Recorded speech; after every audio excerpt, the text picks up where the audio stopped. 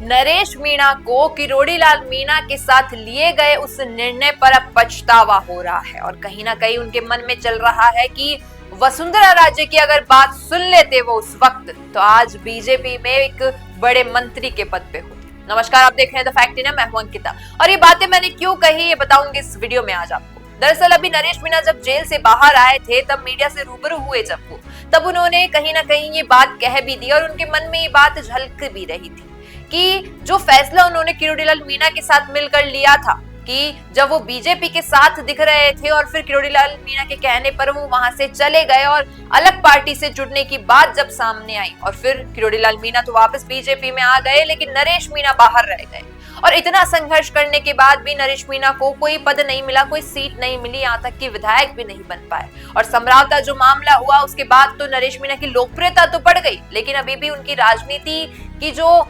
एक सिनेरियो है उस पर सवाल अभी भी खड़े हैं। वहीं कहीं ना कहीं नरेश मीणा के मन में ये चीजें चल रही हैं कि शायद उस वक्त जब मैं वसुंधरा राजे के साथ इस बात को मान लेता और बीजेपी में आ जाता तो मुझे टिकट भी मिल जाती, क्योंकि वसुंधरा राजे तो प्रहलाद गुंजल के साथ मिलकर, जो नरेश मीणा और प्रहलाद गुंजल के साथ मिलकर एक उनके पीछे खड़े होकर जिस तरीके से उन्हें राजनीति में ला रही थी, तो उस वक्त जाहिर सी बात है उन्हें टिकट भी मिलती और वो आज किसी मंत्री पद पर बैठे होते। लेकिन उस वक्त उन्होंने किरोड़ी लाल मीणा का साथ दिया, उन्हें सही समझा, क्योंकि दोनों एक ही समाज से आते हैं और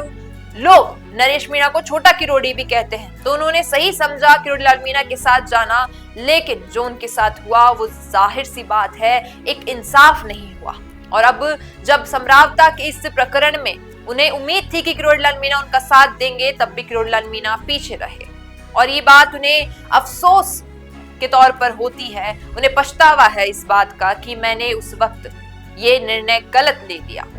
लेकिन देखना अब होगा कि क्या जब अब नरेश मीणा फिर से राजनीति में उतरेंगे तो वो किस मोड़ की तरफ जाएंगे, किस पार्टी को ज्वाइन करेंगे। अभी हाल ही में तो वो